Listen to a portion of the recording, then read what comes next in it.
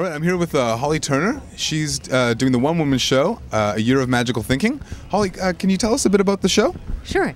It is a stage adaptation of a memoir by Joan Didion about the year following the death of her husband, during which time her daughter was quite ill. And Didion herself adapted it, and it was done on Broadway by Vanessa Redgrave. What attracted you to this show in particular? Well, I've always been a fan of Joan Didion's. She started writing in the mid-'60s, and I've followed her career. She's smart and funny and witty and wry and just a very engaging writer. So, and I was aware, I'd read the book, and then I was aware that it had been adapted and could not believe my good fortune when I got the rights. Right on. Yeah. Now you're back to acting after a full career of being a lawyer. Tell us about being an actor on Broadway. Well, it was a while ago, Okay. I have to say. But it was really quite a thrill because I played Henry Fonda's daughter in a sitcom that ran for about 9 months. So it was a pretty steep learning curve because it was my first professional job. And it was challenging, to say the least, to kind of get used to that kind of pressure.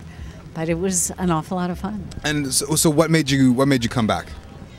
Well, I had been working as a lawyer for 30 years and had from time to time thought about trying to do some acting, but it was just too difficult to try to integrate performance with a day job like that. And I was traveling quite a bit because I worked for the Federal Department of Justice.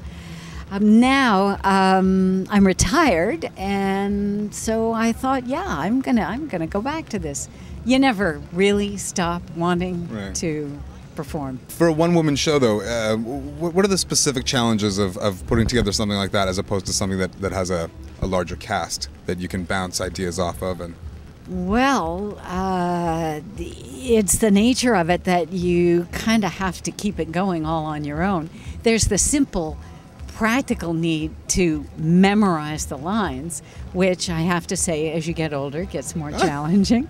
80 minutes of straight conversation with no one to give you cues is, that was kind of a thrill. Yeah. But by the same token, it also means that you really have control over what's happening, and maybe that's particularly appropriate in this case because the Didion character is really seriously focused on maintaining control. So it kind of worked to my advantage.